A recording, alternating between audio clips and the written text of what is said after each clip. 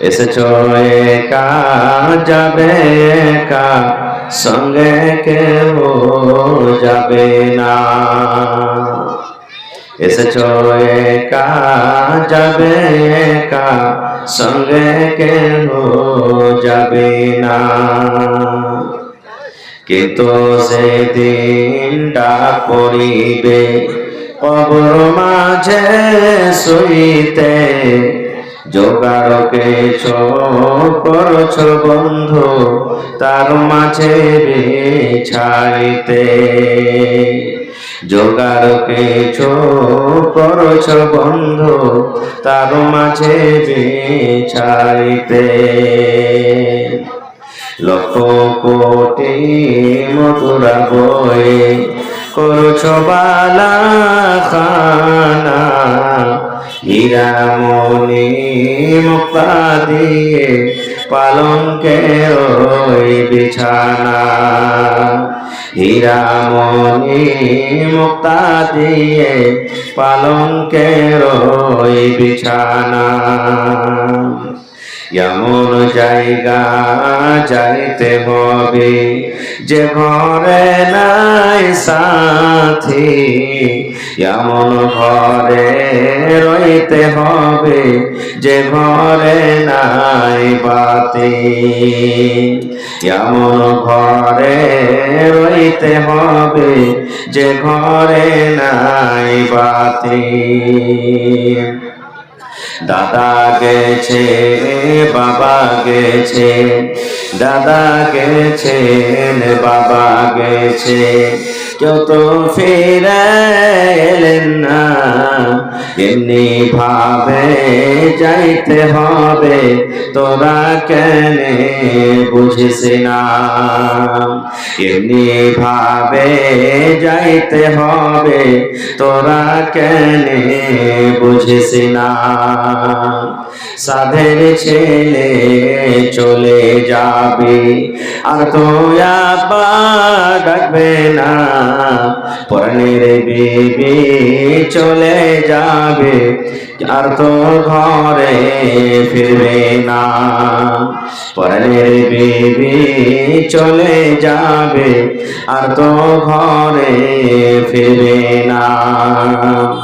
মাটির বাড়ি মাটির ঘর, মাটির হবে বিছানা।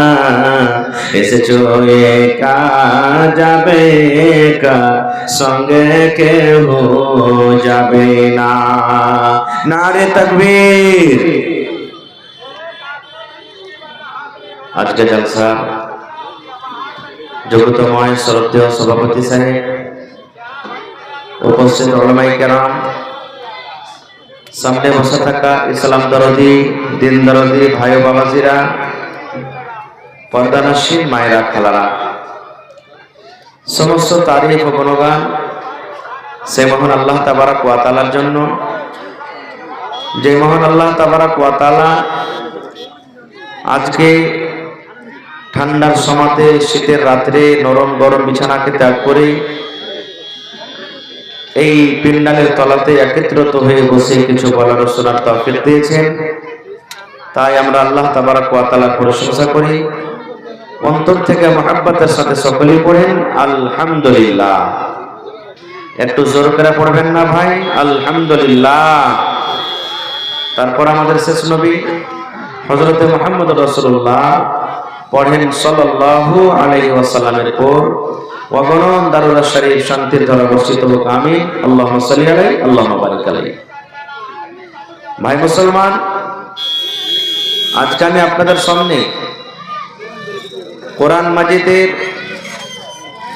114টা সূরার মধ্যে সব থেকে আগে আল্লাহ তাবারাক ওয়া তাআলা যে সূরাটাকে অর্থাৎ যে সূরার আয়াতকে নাজিল করেছেন সে আয়াত আমি আপনাদের সামনে তেলাওয়াত করেছি। আল্লাহ তাবারাক ওয়া তাআলা কেন 5খানা আয়াত প্রথমে নাজিল করেছেন? আয়াতকে নাজিল করে আল্লাহ তাবারাক ওয়া তাআলা দুনিয়ার মানুষকে কি মেসেজ দিয়েছেন সে কোরআন থেকে আমরা আয়াত থেকে কি সবক পাবো বা সবক নেওয়া দরকার বা নিতে হবে, এগুলা জানার দরকার। কোরআন মাজিদের 114টা সূরার মধ্যে কোনো এমন একটা সূরা নেই যে বিনা উদ্দেশ্যে আল্লাহ তাবারক ওয়া তাআলা দুনিয়াতে দিয়েছেন। একটা সূরা দূরের কথা, এক একটা আয়াতের আল্লাহ তাবারক ওয়া তাআলার উদ্দেশ্য আছে। আর শুধু আমাদের লাভ, আমাদের কল্যাণের জন্য আল্লাহ তাবারক ওয়া তাআলা পাক পবিত্র কোরআনকে দিয়েছেন। ভাই মুসলমান, আল্লাহ তাবারক ওয়া তাআলা আয়াতে কি বলছেন আপনারা শুনেছেন, জানছেন। আমার নবী মুহাম্মদ সাল্লাল্লাহু আলাইহি সাল্লাম যখন জন্ম নেন, মক্কার হালাত, মক্কার অবস্থা কি ছিল জানেন? জেনা ব্যভিচার হতো খুলে আম, গুন্ডাগার্দি হতো, লড়াই ঝগড়া হতো। যদি কোনো বেটি ছেলে বাড়িতে জন্ম নিত, কত বাপ এমন ছিল বেটিকে জিন্দা জমিনে পুঁতে দিত, গাড়ে দিত। সুবহানাল্লাহ, এর থেকে বড় পাপ আছে আর কিছু? মানুষকে মেরে গাড়ে দেওয়া একটা আলাদা কথা, আর জিন্দা মাটি চাপিয়ে গাড়ে দেওয়া এটা আলাদা কথা। বুঝেন কত বড় জুলুম অত্যাচার হতো। যদি খানদানে খানদানদের লড়াই, গ্রামে গ্রামে লড়াই, এক মানুষ আরেক মানুষের সাথে লড়াই, যুগ যুগ ধরে লড়াই চলতো। কতদূর যুগ ধরতো জানেন? আমার আপনার সাথে লড়াই হলো, হয়তো একটা যদি মার্ডারও হয়ে গেল, 2 বছর 4 বছর 5 বছর 10 বছরে কম্প্রোমাইজ করে ওটাকে শেষ করে দিই নাকি? কিন্তু ওদের লড়াই কি ছিল জানেন? যুদ্ধ চলছে, ইউয়াকে মারছে, ওয়াকে মারছে, ওয়াকে মারছে, ওয়াকে মারছে, এই করতে করতে যার সাথে ঝামেলা, ওই বাপ ওই দাদু যদি বদলা নিতে না পারতো, মরার টাইমে ওর বেটারাকে ডাকতো, ডেকে ওসিয়াত করতো, শোন রে, ওর সাথে আমার ঝামেলা জমিন নিয়ে বা আর কোনো জিনিস নিয়ে, আমি তো বদলা নিতে পারলো না রে বেটারা, কিন্তু তোরা ছাড়বি না, তোরা বদলা দিবি। যুগ যুগ ধরে লড়াই যুদ্ধ চলতো। মদ আম ছিল, মদ আম, বাড়িতে মদ, রাস্তাতে মদ, বাজারে মদ, যেখানে সেখানে মদ, সারা আম ছিল। যদি কোনো মেয়ে ছেলের স্বামী মারা যেত, মহিলার পুরুষ মারা যেত, ওকে পুরুষ খাকি বলে, ডাহিন খাকি বলে কত মানুষ জিন্দা জ্বালিয়ে দিত। আর কত মানুষ 1 বছর পর্যন্ত এখানটা ঘরে তাকে বন্ধ করে রাখতো, ওখানে খানা পিনা সবকিছু করতো। কত জুলুম অত্যাচার। এক কথা, দুনিয়াতে কোনো এমন পাপ, দুনিয়াতে কোনো এমন গুনাহ ছিল না যে মক্কার মানুষরা করতো না। সব পাপ দুনিয়াতে ছিল, সব পাপ দুনিয়ার মধ্যে যত মক্কার লোকেরা করতো। এরকম হালাতে, এরকম টাইমে, এরকম অবস্থাতে আল্লাহ তাআলা আমার আপনার নবী মুহাম্মদ সাল্লাল্লাহু আলাইহি সাল্লামকে দুনিয়াতে দিলেন। একটু মুখ খেলা পড়েন সাল্লাল্লাহু আলাইহি সাল্লাম।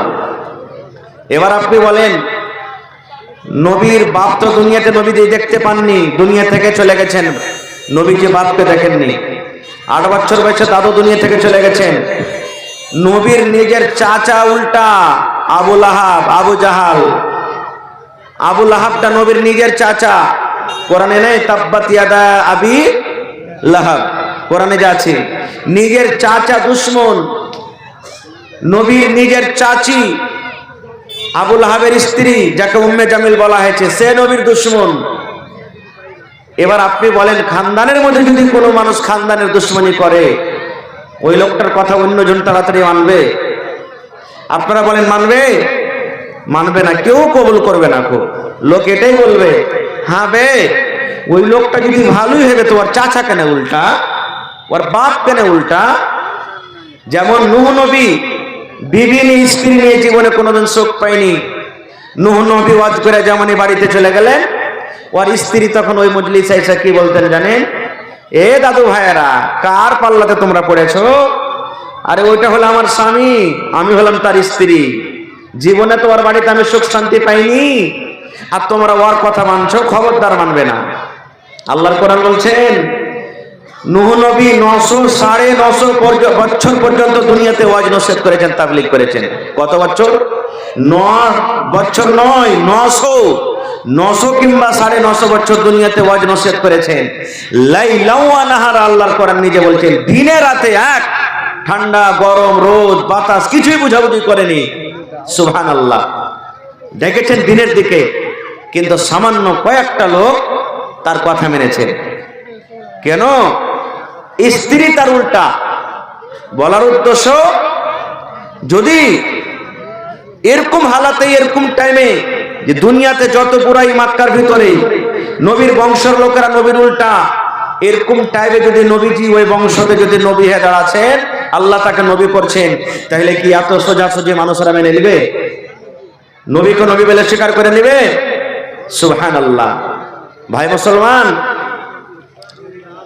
এইরকম টাইমে এরকম অবস্থাতে আল্লাহ তাবারাক ওয়া তাআলা কোরআন আয়াত দিলেন, ইকরা আয়াত দিলেন। এর মানে কি? লম্বা ঘটনা আছে, আমি ওদিকে যাব না। আল্লাহ রাব্বুল আলামিন প্রথমে আল্লাহ রাব্বুল আলামিন নবীকে কথা বললেন না, হে তুমি নামাজ পড়ো, নবীজি তুমি নামাজ পড়ো। আল্লাহ রাব্বুল আলামিন এটা কথা বললেন না। নবী তুমি রোজা রাখো, তোমার উম্মতকে রাখতে বলো, এই কথা বললেন না। যাকাত দাও, এই কথা বললেন না। পর্দাশীলায় থাকো, এই কথা বললেন না। হে নবী হজ করতে যাও, এই কথা বললেন না। মদ পান করিও না, শরাব পান করিও না, এই কথা বললেন না। জেনা ব্যভিচার করিও না, এই কথা বললেন না। দুনিয়াতে যত রকম পাপ রয়েছে, গুনাহ রয়েছে, আল্লাহ রাব্বুল আলামিন একটারও কথা বললেন না এই পাপটা করিও না, ওই পাপ করিও না, ওই পাপ করিও না, ওই গুনাহ করিও না, এই গুনাহ করিও না। আল্লাহ রাব্বুল আলামিন সর্বপ্রথম যেটা নবীকে তোফা দান করলেন, সর্বপ্রথম যেটা ওহী করলেন, সেটা হলো ইকরা, হে নবী তুমি পড়ো। পড়ার কথাটা বলেছেন, পড়ার কথাটা বলেছেন। কেন পড়ার কথাটা বললে? আপনারা জানেন, মানুষ যখন পড়বে, মানুষ যখন লিখবে, পড়ালেখা যখন তার পূর্ণ হয়ে যাবে, ওই লোকটা জানতে পারবে জেনা করতে হয় না রে, ওই লোকটা জানতে পারবে সুদ খাইতে হয় না, ওই লোকটা জানতে পারবে মিথ্যা কথা বলতে হয় না, ওই লোকটা জানতে পারবে আমানতে খেয়ানত করতে হয় না, ওই লোকটা জানতে পারবে মদ পান করতে হয় না, ওই লোকটা জানতে পারবে যাকাতের মাল দিতে হয়, ওই লোকটা জানতে পারবে নামাজ পড়িতে হয়, ওই লোকটা জানতে হবে হজ করতে হয়। সব রকম ইবাদত বান্দেগি করা জানবে এবং ইবাদত বান্দেগি করার তারিকা জানবে। এই জন্য আল্লাহ রাব্বুল আলামিন সর্বপ্রথম নবীকে যেটা ওহী দিয়েছেন, কোরআনের যেটা আয়াত আল্লাহ দিয়েছেন, সেটার নাম হলো ইকরা, হে নবী তুমি পড়ো। আজকে ওলের মাদ্রাসা ছাত্র, এই চালা ভাই, এই চালা ভাই, তোমাকে যে বললো যখন চললে 1.5 ঘন্টা লেগে, সব থেকে আগে ইকরা। এবার আপনাকে বলি, আমি আপনার ছেলে হিসাবে, ভাই হিসাবে বলছি, কেউ মনে দুঃখ নেবেন না। আজকে কতটি মাওলানা বসে আছি আমরা, কেউ 8 বছর পরে মাওলানা হয়েছে, কেউ 10 বছর পড়েছেন, কেউ 15 বছর হয়েছেন, কেউ 5 বছর হয়েছে। 5 বছর আগে তো হয়নি, কেউ 5 বছর পরে, নাকি? জোরে বলেন, হয়েছে না হয়নি? এবার বন্ধুরা, এ আমার মাওলানা আলী মুর্তাজা সাহেব যদি নামাজ পড়ে, আমার কাজী সাহেব যদি নামাজ পড়ে, আমার মাওলানা গুলজার সাহেব যদি নামাজ পড়ে, 8 বছর 10 বছর পড়ালেখা পরে এরা বায়াত বাণী শিখেছে, এরা তাশাহুদ শিখেছে, এরা জানাজার নামাজের দোয়া শিখেছে, ঈদের নামাজ কেমন করে পড়িতে হবে শিখেছে, 5 ওয়াক্ত নামাজ পড়া কেমন করে শিখতে শিখেছে, ঈদ বকরিদের নামাজ পড়ার তারিকা শিখেছে। এবার জীবনে কত ভাই এমন আছেন একদিনও মাদ্রাসা যায়নি, কোনো মাওলানার কাছেও বসেননি। তাহলে বলেন বন্ধুরে, এদের নামাজ আর আপনাদের নামাজ কি বরাবর হতে পারে? পারে? কোনোদিন হবে না। কেন? আপনারা বেটা বেটিকে মাদ্রাসাতে পড়েছেন, এটা মাদ্রাসার জালসা নাকি? দেখবেন আপনার বেটি পড়িতে গেল, মাদ্রাসাতে পড়িতে গেল, 4 দিন 5 দিন 7 দিন 10 দিন হয়ে গেল, একটা দোয়া রটিয়া রটিয়া মুলবিরা পড় হয়। 8 দিন 10 দিন পড়া পর আপনার বেটি বেটা বলবে, আব্বাজি আজ বায়াত বাণী শিখে নিয়েছি, আব্বাজি জানাজার দোয়া শিখে নিয়েছি, আব্বাজি তাশাহুদে বসার দোয়া শিখেছি, আব্বাজি। কদিন পর 8 দিন 10 দিন পর ঠিক আপনার বেটি প্রথমে কায়দা পড়বে, তারপরে নুরানি কায়দা পড়বে 1 বছর পর্যন্ত কম করে, তারপরে আম্মা পারা পড়বে, তারপরে কোরআন মাজিদ পড়বে। তাহলে কোরআন মাজিদ পড়ার জন্য, আম্মা পারা পড়ার জন্য প্রথমে কায়দা পড়িতে হবে, আলিফ বা তা সা পড়িতে হবে, নুরানি কায়দা পড়িতে হবে। তারপর যখন আপনি কোরআন পড়বেন, আম্মা পারা পড়বেন, আপনার চরস হয়ে যাবে। এবার বলেন বন্ধুরে, আপনার ওই বেটা বেটি যেটা মাদ্রাসাতে কোরআন শিখেছে, আর আপনার মতো লোক জীবনে কোনো মাওলানার কাছে যায়নি, জীবনে কোনো মুলবির কাছে যায়নি, জীবনে কোনো মাস্টারের কাছে যায়নি, জীবনে কোনো মসজিদ পড়িতে যায়নি, জীবনে কোনো মাকতাব যায়নি। তাহলে বলেন আপনার বেটা বেটি যাকে খাইয়ে পিন্ড আপনি মানুষ করেন, যার কেতাবের টাকা আপনি দেন, মুলবির বেতন আপনি দেন, কলমের টাকা আপনি দেন, সব কিছু আপনি দেন, কিন্তু মাদ্রাসাতে পড়ে লেখা সব শিখেছে, আর আপনি জীবনে কোনোদিন মাওলানার কাছে বলেননি। আপনি এমনি হয়তো মুখে শুনে শুনে শিখেছেন। বলেন ওয়ার ইবাদত ওয়ার দোয়া আর আপনার দোয়া কি এক হইতে পারে? কোনোদিন হইতে পারে না। এই জন্য তো নবীর জামানাতে নবী একদিন মসজিদে বসে আছেন এক কোণাতে, আর হাদিস আছে যে আরবি দেহাতের মানুষ, ওকে আরবি বলা হয়। নবীকে দেখে নবী এক কোণাতে মসজিদের এক কোণাতে নামাজ পড়তে শুরু করে দিয়েছেন। নবীজি দেখছেন আপনি এরকম ভাবে কিভাবে লোকটা নামাজ পড়ে। নামাজ পড়ে তখন নবীর কাছে এলেন, আসাবার বলছেন আসসালামু আলাইকুম ইয়া রাসূলুল্লাহ। এই দেখেন নবীকে সালাম দিলেন, নবীজি সালামের জবাব দিলেন। সালামের জবাব দেওয়ার পর নবী কি বলছেন জানেন? ইরজা ফাসাল্লি ফাইন্নাকা লাম তুসাল্লি। হে আমার সাহাবীরা, তুমি নামাজ পড়ো রে বাবা, তুমি নামাজ পড়োনি। ভালো করে গৌর করবেন কথাটার পরে, খুব দামি হাদিস বলছে আপনারাকে। নবী কি বলছেন? ইরজা, তুমি ঘুরে যাও, ফাসাল্লে, তুমি নামাজ পড়ো। কেন পড়ো? ফাইন্নাকা লাম তুসাল্লি, তুমি নামাজ পড়োনি। আচ্ছা বলেন তো ওই সাহাবী নামাজ পড়েছেন না পড়েননি? কথা বলেন, নামাজ পড়েন নবীকে সালাম দিলেন? হানা বলেন না ভাই? জি। কিন্তু নবীজি এ কথা তো বলতে পারতেন, আরে বাবা তুমি কেমন করে নামাজ পড়লে না পড়লে বাবা, তোমার নামাজটা পড়া হয়নি, তুমি নামাজটা পড়ো। নামাজ পড়া হয়নি বাবা, তুমি নামাজ পড়ো। নবীজি এ কথা বলতে পারতেন, কিন্তু এটা কথা বললেন না। কি বলছেন? তুমি নামাজ পড়ো, নামাজ তুমি পড়োনি রে বাবা, নামাজ পড়োনি। পড়োনি আর পড়া হয়নিতে পার্থক্য আছে, আছে না নেই?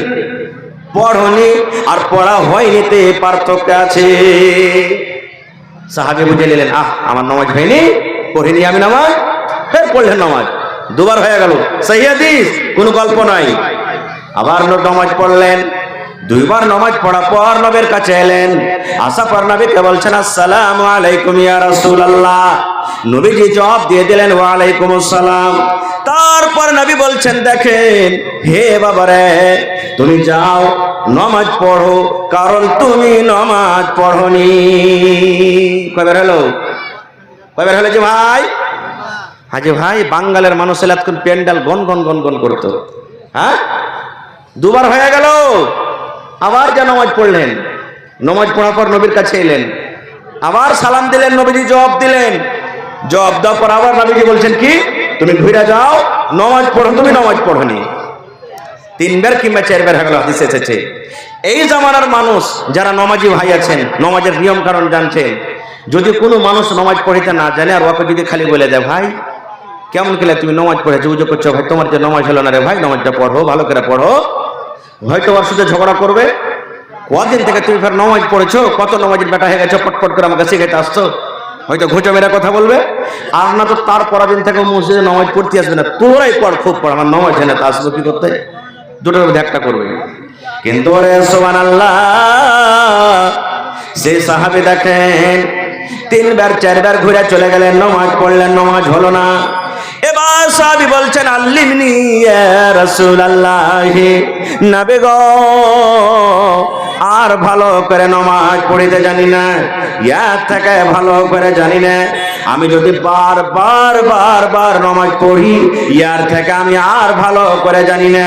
আল্লিমনি, আপনি আমাকে শিখিয়ে দেন কেমন করে নামাজ পড়তে হবে, কেমন করে ওযু করতে হবে, কেমন করে রুকু করতে হবে, কেমন করে তাশাহুদ পড়তে হবে, কেমন করে সালাম ফিরতে হবে। এক করে আপনি আমাকে শিখিয়ে দেন গো নবীজি, আমি এর থেকে আর ভালো করে নামাজ পড়তে জানি না। নারে তাকবীর। তারপরে নবীজি এক এক করে শিখিয়ে দিলেন। কেমন করে শিখাইলেন আজ আপনাকে বলবো না, আবার কোন জালসাতে ইনশাআল্লাহ নবীজি কেমন করে তাকে নামাজ শিখাইলেন আজকে বলবো না, কোনদিন আবার ইনশাআল্লাহ নবীজি এক রাকাত পড়ে দেখিয়ে দিলেন তাকে, এই মতো আবার কোনদিন বলবো। তো বলার উদ্দেশ্য হলো এই যে প্রথমে শিখতে হবে, তাহলে আমল করতে হবে, যে আমলটা আমাদের সঠিক হবে নাকি। ইলমের দরকার হয়ে গেলে এখানে আর একটু আগে চলে। আজকে আমি আপনাদের এখানে এসেছি, আপনাকে সালাম দিয়েছি, আসসালামু আলাইকুম, নাকি যারা বলেন দিয়েছিলেন তিনি, এর মানে কি হলো আসসালামু আলাইকুম। ভালো করে শিখবেন না ভাই, আজকে এসেছেন কিছু নিয়ে যাব সাথে মনে করে। আসসালামু আলাইকুম এর মানে হলো আল্লাহর সালামতি তোমার পরে নাজিল হোক, আল্লাহর রহমত তোমার পরে নাজিল হোক, আল্লাহর দয়া তোমার পরে নাজিল হোক। কত সুন্দর দোয়া। সালাম খালি মুসলমানকে দিতে হবে না, নবী বলেছেন মুসলমান তুমি দেখছো যে মুসলমান, ওকে চিনহ বা নাই চিনহ তুমি সালাম করো। আর একটা হাদিস আছে যা লাকিতাহু ফাসাল্লি আলাইহি, যখন কোন মুসলমানের সাথে তোমার দেখা হবে ওকে তুমি সালাম দিয়ে দাও। এবার আপনি বলেন স্কুল থেকে বাড়ি গেছেন, মাঠ থেকে বাড়ি গেছেন, বাজার থেকে বাড়ি গেছেন, আর আপনার স্ত্রী কেউ বাড়িতে আছে কেউ নেই, সালাম দিতে হবে না হবে না? জোরে বলেন সালাম দিতে হবে না হবে না? দিচ্ছি সালাম, মানে ও মুসলমান নয় নাকি? রাসূল যে বলেছেন যে মুসলমানের সাথে দেখা হলেই তুমি সালাম দিয়ে দাও। এখানে বলা হয়নি যে তোমার বিবি কি বাপ কি মা, হেই বাড়ি এলে কে সালাম দেয় যে বলে না, জি না। আমাকে সালাম কি জানেন, যেমনি ঘাসে বোঝা ফেললো, মোটর সাইকেল লাগানো, সাইকেল লাগানো, কবে গুধার মা কোন দিকে যাবে, শালা হারামে কোন চলে গেছে রে, সব কবি বেলাকে খেললে এই ওই হ্যান তার করে আমরা চলে লাগবে। এই গুধার মা, কুধির মা, পল্টুর মা, ঝাটনের মা, হ্যাঁ কালনের মা, এই আমাকে কথা। সুবহানাল্লাহ। না, সালাম দিতে হবে, স্ত্রী আপনার না, সালাম দিতে হবে। তো নবীজি বলেছেন সালাম দেওয়ার দেখেন কত নেকি। আজকে যেমন জালসা শুনছে, নবীর দরবারে একটা মজলিস লেগে আছে, মজলিস চলছে, গল্প সল্প দিনের কথা চলছে, আর একটা লোক মজলিস আইলেন, আসাফার নবীকে বলছেন, মানে সব মজলিসকে আসসালামু আলাইকুম এতখানি দিয়ে বসে গেলেন। বুঝা গেল কি, যদি মিটিং চলছে, মসজিদে নামাজ পড়ছে, আপনি পিছে থেকে গেলেন তো সালাম দিয়ে দেন আপনি, এতে থেকে বুঝা গেল একটা সালাম দেন। এটা মনে করিয়েন না নামাজ যে পড়ছে যে মৌলানা, তো ওকে ফের সালাম দেবো কেন করে না, সালাম দিয়ে দেন আপনি। খাইতে বসে আছে কেউ, মেলায় মানুষ বলবে হাট খাইতে বসে আছে সালাম দেবো কেন করে, সালাম দেন আপনি। খেয়ে গেল মানে খাইতে বসে সালাম দাও যে, ভাত দাও যে, ডাল দাও যে, পানি দাও যে, মানে এগুলা সব জায়গায় হয়ে গেল। কোচি না কহি না এগুলা বলে সালাম তো হলে একটা দুয়াতে, এটা কেন যাই হবে না? রাসূল যেটা জবাব দিতে মানা করেছে একটা হালাতে, কি নাপাকির হালাতে। কেমন নাপাকি? আপনি ঝাড়া ফিরতে বসে আছেন, পেশাব করতে বসে আছেন, কোন ভাই রাস্তাতে হেঁটে চলে গেল আর আপনাকে সালাম দিয়ে দিল আসসালামু আলাইকুম, তো বসে বসে আপনি জবাব দিয়ে দেন না ওয়ালাইকুম সালাম ভাই, বসে বসে জবাব দিতে হবে না। নবী বলেছেন সালাম দেওয়ার কাম সালাম দিয়ে চলে গেল, তোমার পেশাব পায়খানা থেকে যখন তুমি ফারিগ হয়ে যাবে, তারপর নবী বলেছেন তুমি জবাব দাও ওয়া আলাইকুমুস সালাম। এই সময়তে জবাব দিতে হবে না, তাছাড়া জবাব দিতে হবে। খারজা হোক, একটা সাহাবী সালাম দিলেন মজলিসে এসে আসসালামু আলাইকুম, নবী বললেন 10টা নেকি পেয়ে গেল। কয়টা নেকি? শুধু আসসালামু আলাইকুম বলাতে 10টা নেকি হয়ে গেল আপনার। টাকা লাগলো না রে ভাই, পয়সা খরচা হলো না, কষ্ট হলো না, মুখখানে কালি হিরিয়ে দিলেন আসসালামু আলাইকুম, নবী বললেন 10টা নেকি পেয়ে গেল। লোকটা বসে গেলেন। 2 নম্বরে আরো একজন সাহাবী মজলিসে চলে এলেন, এবার একটু বাড়িয়ে দিলেন আসসালামু আলাইকুম ওয়া রাহমাতুল্লাহ। কি বাড়াইলে? ওয়া রাহমাতুল্লাহ। এর মানে হলো আল্লাহর সালামতি তোমার পরে হোক, ওয়া রাহমাতুল্লাহি, এবং আল্লাহর রহমত তোমার পরে নাজিল হোক। কত সুন্দর দোয়া। এই কথাটা বলে বসে গেলেন। নবী বলছেন 20টা নেকি পেয়ে গেল। আসসালামু আলাইকুম 10টা, আর ওয়া রাহমাতুল্লাহতে 10টা, তো কয়টা হলো? 20টা নেকি পেয়ে গেল। আবার একজন সাহাবী মজলিসে এসে বলছেন আসসালামু আলাইকুম ওয়া রাহমাতুল্লাহি ওয়া বারাকাতুহু, বারাকাতুহু বাড়িয়ে দিলেন একটা। তখন নবী বললেন 30টা নেকি পেয়ে নিল রে, 30টা নেকি পেয়ে গেল। আসসালামু আলাইকুম 10টা, ওয়া রাহমাতুল্লাহি 10টা, আসসালামু আলাইকুম ওয়া রাহমাতুল্লাহি ওয়া বারাকাতুহু আর বারাকাতুহুতে 10টা। পূর্ণ সালাম যদি কেহ দেয়, নবী বললেন 30 খানা নেকি তার রেজিস্টারে চড়িয়ে দেওয়া হলো। এবার যে যত চাঙ্গা করে সালাম দিবে আপনাকে চাঙ্গা করে জবাব দিতে হবে। কত মানুষ সালাম দিবে তাহলে জি হ্যাক হ্যাক করছে, মানে ইশারা করছে আপনাকে ডাকছে, এনে করে মুড়ি হিলিয়ে দিলে। কত মানুষও মুড়ি হিলাবে, মানে তুই মুড়ি হিলিয়ে দিলে তো যা, তুই মুড়ি হিলিয়ে যা, তুইও চলে যা। হচ্ছে না, হয় না? জি না। কত মা খালা এমন আছে সালাম দিবার ঢং নাই, বিহার সাথে বিহানের সাথে গল্প করবে, সালেম আলাইকুম বিহাই কেমন আছো, আলাইকুম আলাইকুম ভালো আছি, কিচ্ছু নাকি পাওয়া গেল না। তো না জানার কারণে দিল ভৈরা আপনাকে সালাম দিবে, দিল ভৈরা আপনি তাকে জবাব দিয়ে দেন। তো 30টা নাকি আপনি পেয়ে গেলেন। তা আল্লাহ নবী একদিন বসে আছেন, আর আল্লাহ নবীর স্ত্রী মা আয়েশা রাদিয়াল্লাহু তাআলা আনহা বাড়িতে বসে আছেন রুমের ভিতরে, নবী কি বাইরে, মা আয়েশা ঘরের ভিতরে। আর ইহুদির একটা জামাত, ইহুদির একটা দল নবীর কাছে চলে এসেছে, আসাফার নবীকে সালাম দিচ্ছেন। ভালো করে শুনবেন, আসসালামু আলাইকুম, কি জবাব দিচ্ছেন? সালাম দিচ্ছেন আসসালামু আলাইকুম। সহি হলো না গলত? আসসালামু আলাইকুম নয়, আসসালামু আলাইকুম। ইহুদিরা মনে করছে যে নবী বুঝতে পারেনি, ই তো পড়ালেখা করেনি কোনো মাদ্রাসাতে, কোনোদিন পড়েনি, ই বুঝতে পারেনি, ভুল বুঝতে পারবে না। খুব সুবহানাল্লাহ। আজকে যত লোক আমরা বসে আছি এখানে, আমার উদ্দেশ্য এটাই যে আপনাকে দেখে যে পড়ালেখার কি এক এক কথাতে কত দরকার আছে। আসসালামু আলাইকুম না বলে ইহুদিরা নবীকে বলছেন আসসালামু আলাইকুম, বাস কথাটা বলে বসে গেলেন ওরা। নবী কিচ্ছু বললেন না। আল্লাহ নবীর স্ত্রী মা আয়েশা রাদিয়াল্লাহু তাআলা আনহা ঘর থেকে রেগে গেছেন, একবারে পর্দা থেকে রেগে গেছেন একবারে। আপনারা বলেন, যদি কোনো মানুষ গুন্ডা থাকে, চোর থাকে, লুচ্চা থাকে, লাফঙ্গা থাকে, বাড়িতে যা করবে করুক, কিন্তু ওর স্ত্রীর সামনে যদি খালি বলেন এই লোকটা চোর, গুন্ডা, বদমাশ, আপনাকে ছাড়বে? খোঁজ বেড়া নিয়ে তাড়বে, ভালো বলা তো দূরের কথা। দুনিয়াতে কোনো মহিলা নিজের পুরুষের গজব দেখতে পারবে না, না পারবে? যখন নবীজি কে ইহুদিরা বলে দিলেন আসসালামু আলাইকুম, মা আয়েশা বাড়ির ভিতর থেকে রেগে গেলেন। রেগে দেওয়ার পর মা আয়েশা জবাব দিলেন ওয়া আলাইকুম আসসালাম ওয়া লাআনা। এ ইহুদিরা, আমার নবীকে কেনে গালি দিলি তোরা রে, আমার নবীকে কেনে গালি দিলি, আমার নবীকে কেনে বদদুয়া দিলি। নবী তো তোদেরকে কোনো কষ্ট দেয়নি, নবী তো কষ্ট দেওয়ার মতন কোনো কথা বলেনি, আমার নবীকে তোরাকে উল্টা পাল্টা কোনো কথা বলেনি, কেন আমার নবীকে তোরা গালি দিলি রে, কেন গালি দিলি? আপনারা বলবেন হাজী মাওলানা কই গালি দিয়েছে?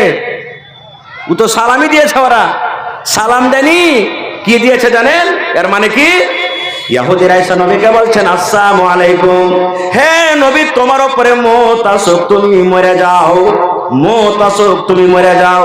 দেখেন কত বড় বদদুয়া দিচ্ছেন নবীকে, আসসালামু আলাইকুম, তোমার পরে মওত নাজিল হোক, মানে তুমি মরে যাও, মওত তোমার কাছে চলে আসুক। এবার মা আয়েশা জবাব দিয়ে বলছেন ওয়া আলাইকুম আসসালাম ওয়া লাআনা। হে ইহুদিরা রে, আমার নবী কেন মরবে, মওত কেন তার কাছে আসবে? তোমরা মরে যাও, মওত তোমার কাছে আসুক, এবং আল্লাহর গজব, আল্লাহর লানত তোদের উপর হোক।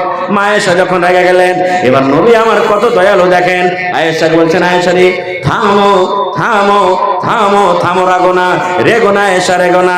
আয়েশা রে তুমি রেগো না, একটু ঠান্ডা হয়ে যাও। এবার মা আয়েশা বলছেন নবী গো, আপনি কি দেখতে পেলেন না যে আপনার মতো ভালো মানুষটাকে কেমন করে সালাম দিলে? ওরা বদ দোয়া দিয়েছে আপনাকে, ওরা খারাপ দোয়া দিয়েছে, আর আমি আপনার বিবি কেমন করে আমি সহ্য করতে পারবো? নবী আমার তখন কি বলছেন, আয়েশা চিন্তা করো না, তুমি চিন্তা করো না, এই জন্য চিন্তা করো না। আমি নবী মনে মনে তাকে জবাব দিয়ে দিয়েছি, ওয়া আলাইকুম আমি বলে দিয়ে দিয়েছি। যদি ওরা ভালো মনে আমাকে সালাম দিয়ে থাকে, ওয়া আলাইকুম ওইটা ভালো দিকে চলে যাবে, ভালো জবাব চলে গেল। আর যদি মন্দ নিয়াতে আমাকে সালাম দেয়, তাহলে আমি ওয়া আলাইকুম বলে দিয়েছি, ওদের মন্দ জবাব ওদের কাছে চলে গেল। নারে তাকবীর। কেউ যদি রাগ করে বলে আমি আসমানকে ছোপ দিব, আসমানকে লাগবে না, নিজের মুখে এসে পড়বে। কথা বলে, মুখে এসে পড়বে। তো রাসূল বলছেন ওদেরকে আমি জবাব দিয়ে দিয়েছি। তাহলে কি ভাবলেন, কি ভাবতে পারলাম এখানে? পড়ালেখার কত দরকার। আর একটু আগে চলেন। মেলায় মানুষ বলে বেটি ছেলেকে পড়িয়ে কি করবো রে, খালি বেটা ছেলেগুলোকে পড়াই দে। কত ভাই যেগুলা ল্যাংড়া, কানা, লুল্লা, কমজোর, ওইগুলাকে মাদ্রাসাতে দিবে। আর ভালো ভালো যার দিমাগ তেজ, ভালো পড়িতে ভালো, ওকে তখন দিবে স্কুলে পড়িতে দেবে। এরকম মানুষের মেজাজ বেড়ে গেছে। সুবহানাল্লাহ। এই ভাই মুসলমান, বেটি ছেলেকে পড়ার দরকার, বেটা ছেলেকে পড়ার দরকার, দুজনেরই ইলম শেখা দরকার। ইলম শিখতে হবে, ইলম না শিখতে গেলে জীবনটা অন্ধকার হয়ে যাবে। আজকে দেখেন শেরশাবাদে তালাক, কোন গ্রাম এমন নেই যে মাসে কম করে একটাও তালাক হয় না, আছে না? নেই। কেন হয়েছে জানেন? ইলমের কারণে। আর কারণটা কি? ছোট বয়সে বিয়ে দিয়ে দেওয়া। এই 12 বছর 14 বছর বিয়ে হইলো, কুয়াশা চিপতে গেলে দুধ বাড়াইবে, আমরা বিয়ে দিয়ে দিলাম। বাপও বলছে ভালো রিস্তা এসেছে, যেমন সাহেব ওর বাপের পাক্কার বাড়ি আছে, মোটরসাইকেল আছে, 4 চাক্কা আছে, জমি জায়গা আছে, ওখানে বাজারে জমি, ওখানে দোকান দিয়ে দিব, বেটিটা খুব সুখে থাকবে। এবার ফলে কি হলো, 2 মাস 4 মাস 6 মাস যখন হলো, আর যাবো না যে বাপু, ভাত খেতে পারবো না। কেন পারবি না? লাগছে ওর বাড়িতে চলবে না খো। মানে পুরুষটা তো জানি না যে আমার স্ত্রী কি হক আছে আমার উপরে, স্ত্রীটা তো জানে না যে আমার উপরে আমার স্বামীর কি হক আছে। কেউ কাহরির ব্যাপারে জানে না, তো রিশতাটা ভাঙবি? ভাঙবে না। ওই বেটাকে বেটিকে যদি আপনি দিনই তালিম, দিনই শিক্ষা দিতেন, ওর ভিতরে জ্ঞান বুদ্ধি আসতো, তাহলে ভালো মন্দ বুঝতে পারতো। ওর ফলে কি হয়েছে, কোন রকম বেটিটাকে নিয়ে এলো বাড়ি, আর আনতে আসার বাহানাতে এসেছে যেমন এই ছেলেটা 4-5টা হাট্টা লোককে রেডি করে রেখেছে, বলছে এই হালার বেটা হালাকে ঘরে বাঁধবে পিলারে। 3 লাখ টাকা বিয়েতে দিয়েছি, আর 2 লাখ টাকা বিয়েতে খরচ হয়েছে। রে গোলামের বেটা গোলাম, ডাক তোর বাপকে 5টা মানুষ নিয়ে 5 লাখ টাকা খরচ হয়েছে, দেয়ার হার বেটিকে তালাক করে চলে যায়। হয়েছে না? হয় না? আল্লাহ নবীর জামানাতে বাপ নিজের বেটির বিয়ে দিবে। সহিহ হাদিস, আল্লামা আলবানী রাহিমাহুল্লাহ হাদিসটাকে হাসান বলেছেন, সহিহ বলেছেন। বাপ নিজের বেটির বিয়ে দিবে। ইলম কি জিনিস দেখেন। বেটি বলছে আব্বু আমি বিয়ে করব না। তা আপনারা বলবেন যে হাজি মাওলানা এখনকার বেটি ছেলে তো বলছে করব না, তো তখনকার এখনের পার্থক্য আছে। এখনকার বেটি ছেলেকে খালি যদি কেউ বলে দেয় যে তোমাকে আমি ভালোবাসি, তোমার জন্য আমি পাগল হয়ে গেছি, আর এমন পাগল হবে সে আবার ছেলের সাথে যে নিজের খানদানের মা বাপের মান সম্মান কিছু দেখা দেখি করবে না। ছেলেটাকে যদি কেউ বলে দেয় কোন বেটি ছেলে আই লাভ ইউ, আমি তোমাকে ভালোবাসি, হয়ে গেল। ওই ছেলেটাও নিজের মান সম্মান, খানদান, ইজ্জত দেখবে না, সবকে মার্ডার করে দিবে। এখনকার এটা হয়েছে। নবীর জামানাতে বাপ বলছেন বেটির বিয়ে দিব, বেটি ইনকার করছে আমি করবো না। খুব বাপ চলে গেলেন নবীর কাছে। নবীকে বলি কোন রাস্তা যদি বের হয়, নবীকে বললেন আল্লাহ নবী গো বেটির বিয়ে দিব আমি। বেটে ইনকার করে বলছে আব্বা আমি বিয়ে করব না। নবী গো যদি পারে একটু আপনি আমার বেটিকে বুঝান, কারণটা কি, কেন ইনকার করে, একটু বুঝান আপনি। নবীজি বললেন তোমার বেটিকে এনেছো? বলছেন না। বলছে যাও নিয়ে এসো সাথে করে। পরের দিন চলে গেলেন। নবী আমার বললেন রে আল্লাহর বান্দি, তোমার আব্বাজান তোমার বিয়ে দিবে, তুমি ইনকার করছো, কারণটা কি রে মা? কি কারণে তুমি ইনকার করছো? কি কারণে তুমি নারাজ আছো? একটু কি বলবে না? আমার ইসলামপুর গ্রামের মায়েরা, খালারা, এলাকার ভাইরা যত এসেছেন শুনে। নবী যখন জিজ্ঞাসা করলেন আল্লাহর বান্দেরা কি কারণে তুমি ইনকার করো, কারণটা কি? এবার সেই বেটি ছেলে কি বলছেন জানেন? বলছেন নবী গো একটা প্রশ্ন করবো গো নবী আপনাকে, যতক্ষণ পর্যন্ত আমি ওই প্রশ্নের উত্তর না জানবো, ওই সওয়ালের জবাব না জানবো, ততক্ষণ পর্যন্ত আমি ফয়সালা নিতে পারবো না যে আমি বিয়ে করবো কি করবো না। একটা জিনিস আমি জানবো, কি নবী আমার বললেন তোমার প্রশ্ন কি? এবার সে বেটি ছেলে বলছেন নবী গো, ধরেন আমার বিয়ে হয়ে গেল, আমি শ্বশুরের বাড়িতে চলে গেলাম।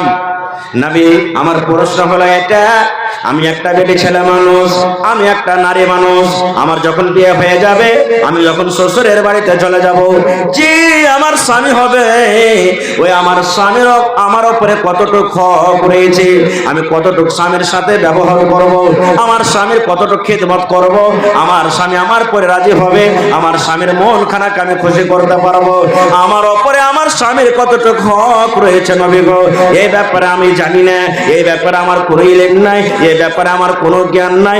নবী গো দয়া করে আপনি বলেন তো আমার উপরে আমার স্বামীর হক কতটুকু রয়েছে? কত সুন্দর সওয়াল নবীজি, আমার উপরে আমার স্বামীর কতটুকু হক রয়েছে। এবার আপনাকে বলি, নবীর জামানাতে মহিলারা ডাইরেক্ট নবীকে পুছ করলেন। এবার নবী তো দুনিয়াতে নেই, নবী দুনিয়া থেকে চলে গেছেন, বিদায় হয়ে চলে গেছেন, আর আসবেন না। শরীয়তি কথা কাকে জিজ্ঞাসা করবেন? এখন মৌলানাকে জিজ্ঞাসা করবেন। মৌলানাকে তো লজ্জাতে কেউ গ্রামে যাবে না, ইমাম সাহেবকে জিজ্ঞাসা করবে না, মাদ্রাসা করতে হবে। তো মাদ্রাসার দরকার হলো না? জোরে বলেন হলো না? সুবহানাল্লাহ। বলছেন নবীজি আমার যে স্বামী হবে, আমার উপরে আমার স্বামী কতটুকু হক করেছে একটু বলেন তো। এবার নবী আমার বললেন, হে আল্লাহর বান্দিরে, তোমার উপরে তোমার স্বামীর অতটুকু হক রয়েছে রে আল্লাহর বান্দি। যদি তোমার স্বামীর গায়ে ফোড়া হয়ে যায়, ফোড়া বুঝেন তো, তোমার স্বামীর গায়ে যদি ফোড়া হয়ে যায়, তোমার স্বামীর গায়ে যদি ঘা হয়ে যায়, ঘাটা পেকে গেছে, ফোড়াটা পেকে গেছে, রক্ত বইছে, ফুট চুইছে, এই মতো অবস্থাতে তোমার স্বামী যদি তোমাকে বলে, বিবি রে, এই আব্দুল্লাহর মা হালে মারবা, এই খালেদার মা, সাইয়েদার মা, সাফিয়ার মা, বিবি রে তুমি আমার রক্তটাকে সাফ করে দাও রে বিবি, তুমি আমার ফটটাকে সাফ করে দাও। কি দিয়ে সাফ করে দাও? তুলা দিয়ে সাফ করতে হবে না, পানি দিয়ে ধুতে হবে না, কাপড় দিয়ে সাফ করতে হবে না। বিবি রে আল্লাহ রাব্বুল আমিন তোমাকে জিভা দিয়েছে, এই জিভা দিয়ে চেটে চেটে চেটে চেটে তুমি আমার রক্তকে সাফ করে দাও, এই জিভা দিয়ে চেটে চেটে তুমি আমার ঘাকে সাফ করে দাও। নবী আমার বলেছেন মহিলা, নবী শুধু তাকে বলেছেন তা নয়, কিয়ামত পর্যন্ত যত নারী যত মহিলারা দুনিয়াতে আসবে সকলের জন্য এটা হাদিস। নবী আমার বলেছেন মহিলা, যদি তোমার স্বামী তোমাকে বলে তোমার জিভা দিয়ে ঘাটাকে সাফ করে দাও, রক্তকে সাফ করে দাও, নবী বলেছেন মহিলা রে তুমি ইনকার করতে পাবে না। যদি তোমার স্বামী তোমাকে আদেশ করে জিভা দিয়ে চেটে চেটে চেটে চেটে সে রক্ত পুঁজকে যদি তুমি সাফ করে দাও রে মহিলা, তাও তোমার উপরে তোমার স্বামীর অতটুকু হক রয়েছে, তোমার স্বামীর হক আদা হবে না। যদি তোমার স্বামী এরকম কাজের আদেশ কইরাও দেয়, আর তুমি যদি জিভা দিয়ে চাটো, তোমার উপরে তোমার স্বামীর এতটুকু হক রয়েছে, তুমি হক আদায় করতে পারবে না তোমার স্বামী। এবার আপনি বলেন, এই সমস্ত জিনিস জানার দরকার আছে না নেই? তাহলে ভাইয়েরাও মনে করবে আমরা কি গাছের, হ্যাঁ মা খালারা বলবেন পুরুষের যখন এতখানি খেদমত করতে হবে, তো পুরুষের উপরে কি আমাদের হক নেই? আছে। বেটা ছেলে এটা মনে করিয়েন না যে আমরা বেটা হয়েছি তো গাছের কোটা হয়ে গেছি, বেটা ছেলে হয়ে গেছি তো আমরা লাট সাহেব হয়ে গেছি না। আপনি যখন বিবির কাছ থেকে খেদমত নেবেন, আপনি যখন বিবিকে বলবেন কাপড়টা সাফ করে দাও, তরকারি রান্না করে দাও, ভাত রান্না করে দাও, বাড়ি ঘর ঝাড় দিয়ে দাও, সমস্ত জিনিসের তুমি দেখরেখ করো, এই মতো মুসলমান নবী আমার বলেছেন তোমার স্ত্রীর হাত বাড়াইতে হবে, তোমাকে সাহায্য করতে হবে। কেমন সাহায্য করতে হবে? যদি আপনার স্ত্রীটা যদি মাথা ব্যথা হয় ওষুধ কিনে দিতে হবে, দরকার হতে গেলে মাথাতে তেল দিয়ে দিতে হবে, দরকার হতে গেলে গা হাত আপনাকে মালিশ করে দিতে হবে, দরকার হতে গেলে রান্না বান্নার কাজটা আপনাকে করতে হবে, দরকার হতে গেলে বাড়ি ঘর আপনাকে ঝাড় দিতে হবে, দরকার হতে গেলে গোবর আপনাকে তুলতে হবে, দরকার হতে গেলে সানি আপনাকে কাটতে হবে, দরকার হতে গেলে বাচ্চাকে আপনাকে ছোঁচাইতে হবে। সব রকম একটা মেয়ে ছেলে যা করে, ওর যখন শরীরটা খারাপ হবে আপনাকে এ টু জেড আপনাকে সব কাম আপনাকে করতে হবে। বলবে বলি স্যার এটা কেমন কথা কইছো? জি। আর কি হক আছে জানেন? ইলমের দরকার না। দেখেন এই কারণে তো সমাজে বেশি তালাক এসে গেছে। আল্লাহ নবীর জামানাতে একজন সাহাবী নবীকে বলছেন, হুজুর সব তো জানলাম বুঝলাম, আমরা তো পুরুষ মানুষ, আমাদের ওপরে আমাদের বিবির কি হক আছে একটু বলেন তো? আমরা তো বেটা ছেলে মানুষ, পুরুষ মানুষ, আমাদের ওপরে আমাদের বিবির কি হক আছে? কত সুন্দর প্রশ্ন দেখেন।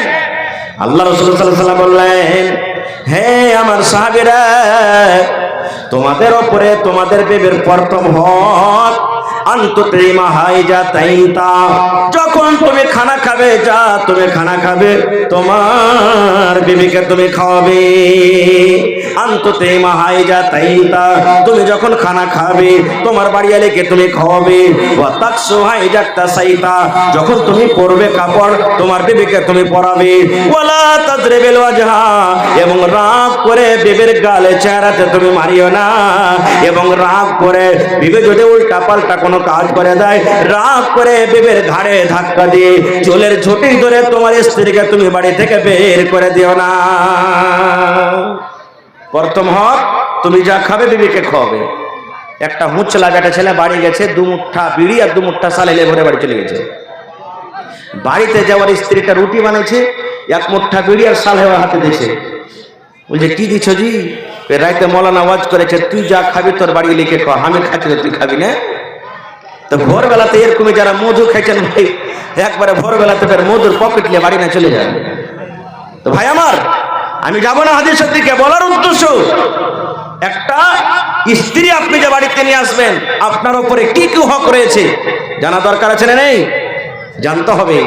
একটা পাখির কথা বলছি আপনাদেরকে, বেশি আমি আর ওয়াজ করবো না ভাই, খুব তাড়াঘোড়াতে আছি আমি। একটা পাখির কথা বলছি, সুবহানাল্লাহ। আল্লাহ রাসূল বলেছেন, আর কোরআনে মাজিদে একটা সূরা আছে, সূরাতুন নামাল। যারা কোরআন পড়তে জানছেন দেখবেন আমার মায়েরা, খালারা, বহিনেরা, নামাল, নামাল মানে চিউটি, পিপিলিকা, পিঁপড়ে। পিঁপড়ের একটা ঘটনা আছে আর একটা পাখিরও কথা আছে, এই জন্যই সূরাটার নাম সূরাতুন নামাল। এবারে বলবেন কি পিঁপড়ের ঘটনা আছে? সুলেমান নবী দুনিয়াতে একজন নবী ছিলেন, খুব বড় নবী। যত দুনিয়ার জিন, সব জিনেরা তার তাবে ছিল। জিনেরাকে যা বলতেন করত। আপনারা শুনেছেন ঘটনা, আমি শুধু ইশারা করছি আপনাকে। এবারে একদিনকার ঘটনা, সুলেমান নবী যত জীব জন্তু আছে লাইলস্করকে সাথে নিয়ে রাস্তাতে হেঁটে চলেছেন, হাঁটছেন, রাস্তাতে হাঁটছেন। আপনারা বলেন তো, আমরা যখন রাস্তাতে হাঁটছি আমরা কি পিঁপড়াকে দেখছি? পিঁপড়ে যে পিঁপড়া ডইলে যাবে রে, দেখেছে না? হ্যাঁ দেখছি। আমরা দেখবো কি গরু ছাগল না টলে যায়, মুরগি না টলে যায়, মানুষ না টলে, মানে যেগুলো তো জরিমানা লাগবে বলে থেকে বাঁচবো। সাপের পড়তে চলে যায় তো কোনো ব্যাপার নেই নাকি? তো পিঁপড়া তো ছোট জিনিস, দূরের কথা।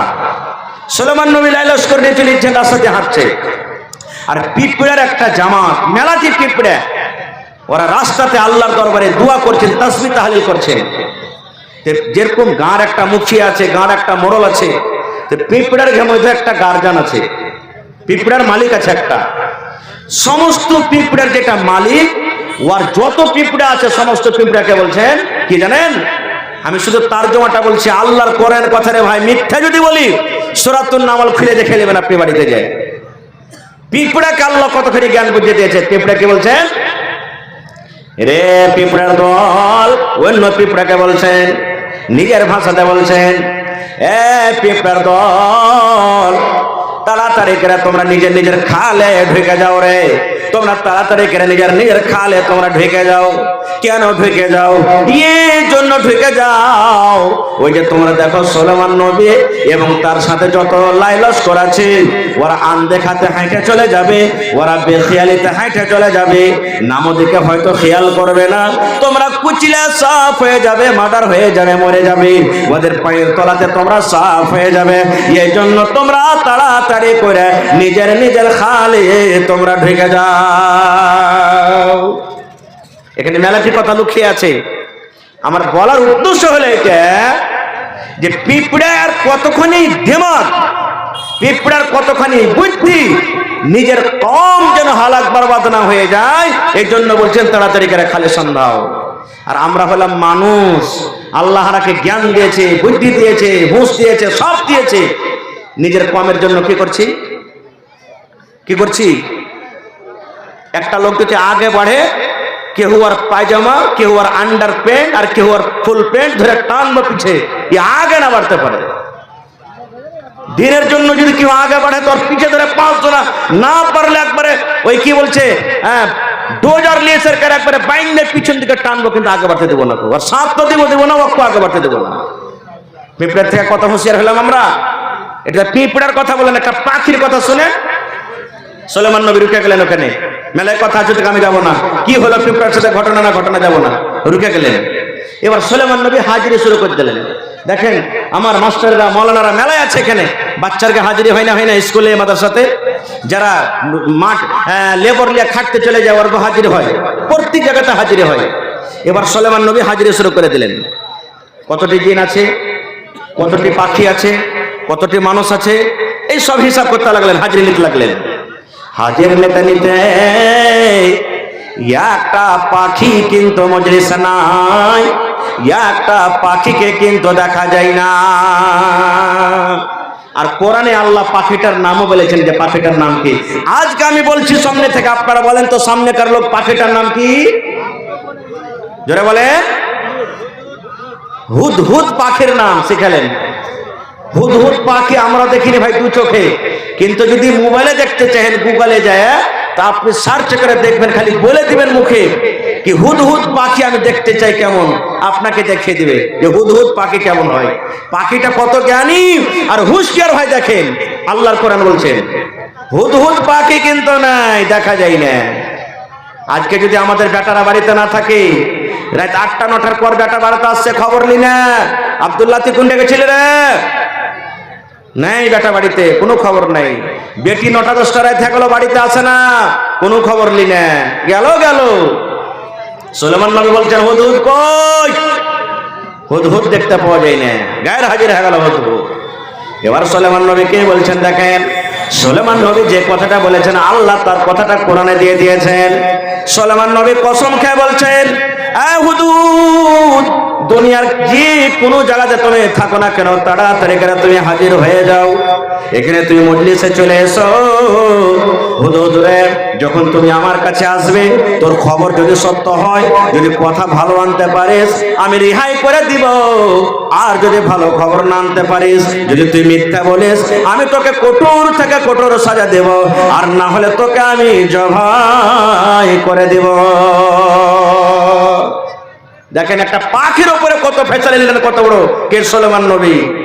হুদহুদ, যেখানে আছিস তাড়াতাড়ি করে আয়, ভালো খবর আনতে পারিস তো ঠিকই আছে, আর না আনতে পারিস তোকে জবাই করে দেবো, না তো কঠোর তোকে শাস্তি দেবো। বেটা বেটির ব্যাপারে কোনোদিন বলেছি? ডিজে চলছে, বেটা ডান্স করছে মদ পান করে, বেটি ডান্স করছে ওড়না ফেলে দিয়ে, কোনোদিন আমাদের দরকার নাই, বা আমরা এরকম জানতে চাই না। আমরা একটা পাখিকে কত বড় কঠোর সাজা শুনেছেন। দেখে এই গল্প করতে করতে হুদহুদ পাখি এসে হাজির হয়ে গেল। গোটা মজলিসের লোক জীবজন্তু সব দেখছে। এবার সুলাইমান নবী হুদহুদকে বলছেন, এই হুদহুদ পাখি তুমি কোন থেকে ছিলা বলো? হুদহুদ পাখি তুমি কোন থেকে ছিলা বলো? কেন বলো? আপনারা বলবেন মৌলানা জি হুদহুদ পাখির ভাষা তাহলে মানুষের টিকেন নাকি? না রে ভাই, মানুষের টিকেন নয়, পাখির ভাষা পাখির মতন। কিন্তু আল্লাহ রাব্বুল আলামিন সুলাইমান নবীকে এটা মুজিজা দান করেছিলেন। দুনিয়াতে যত জিন তার তাবে, দুনিয়াতে যত জীবজন্তু, সমস্ত জীবজন্তুর ভাষা আল্লাহ শোনা এবং বলার ক্ষমতা দিয়েছিলেন সুলাইমান নবীকে। পানিতে মাছ আছে, মাছে কোন ভাষা বলে সুলাইমান নবী জানতে পারতেন। পাখি উড়ছে, পাখিতে কুচুর মুচুর করে কি ভাষা বলে সুলাইমান নবী জানতে পারতেন।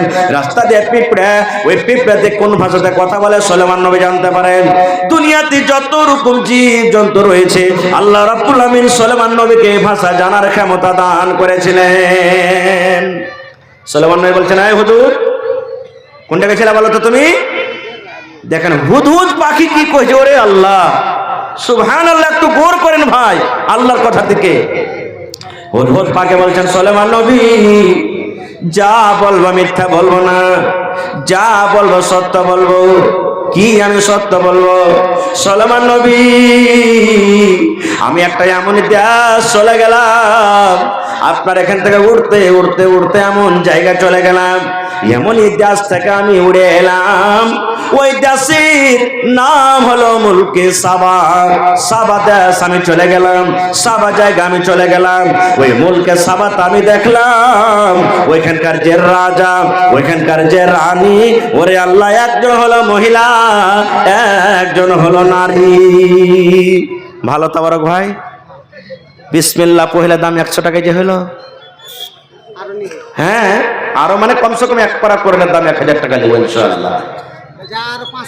500 টাকা, তো 500 আর 400 100 600 হয়ে গেল। বিসমিল্লাহ এক পারা কোরআনের দাম লিব হার ভাই তাবারকের কাছে ইনশাআল্লাহ। মেলা জায়গাতে জালসাতে দান দেয় হার ভাই ইনশাআল্লাহ। যদি 400 টাকা 500 টাকা লিখলেন, হ্যাঁ 500 টাকা লিখলেন তাবারাক হোসে খানা ঘাট বাড়ি, আর এখন নগদ করে দিয়েছেন 500 টাকা। মাশাআল্লাহ। হ্যাঁ 600 টাকা। আচ্ছা লিখলেন, আমি দোয়া করে দিয়েছি ভাই, এক ঘন্টাটা খালি বলে দিই। ঠিক আছে, মামারা গেছে। আচ্ছা দোয়া করে দিয়েছি।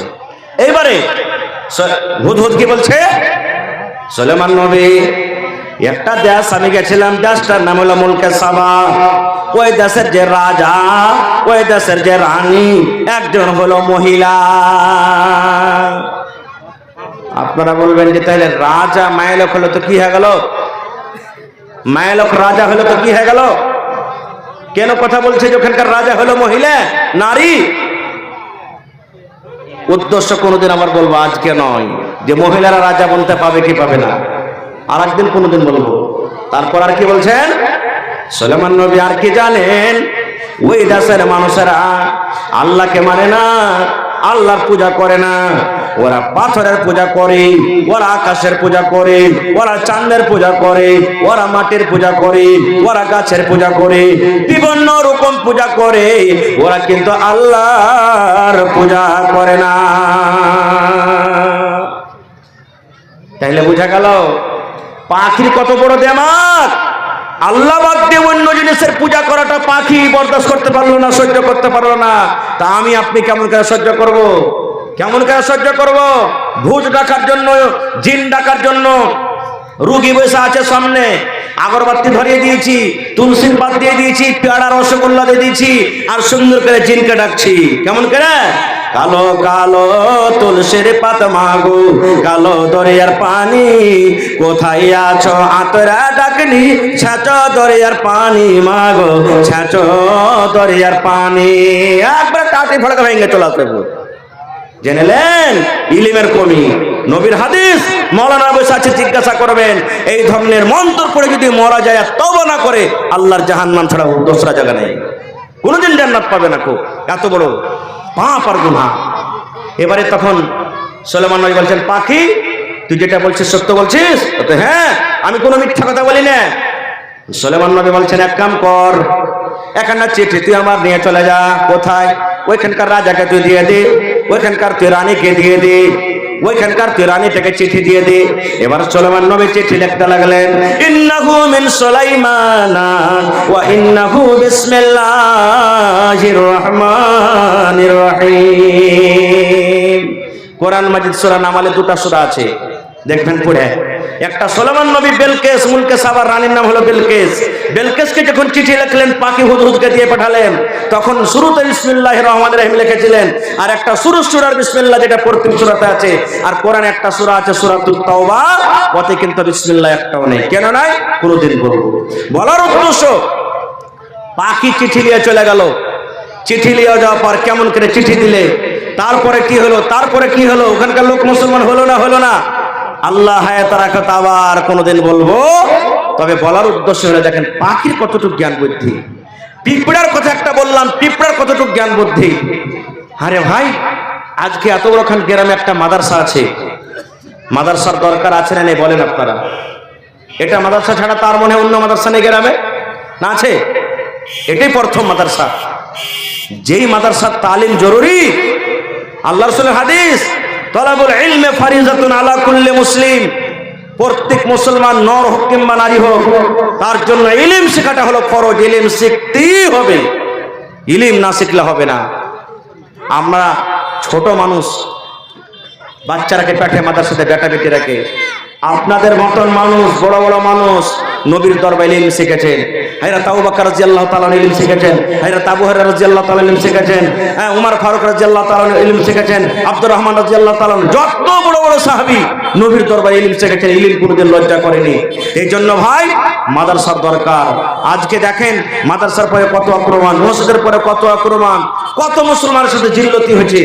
কেন? এই তালিমের কারণে। আজকে আমরা তালিমে পিছিয়ে আছি। প্রত্যেক জায়গাতে তালিমের দরকার। নামাজে তালিমের দরকার, রোজাতে তালিমের দরকার, যাকাতে তালিমের দরকার, কোর্টে ইলমের দরকার, কাছারিতে ইলমের দরকার, ট্রেনে ইলমের দরকার, ইবাদত বান্দিকে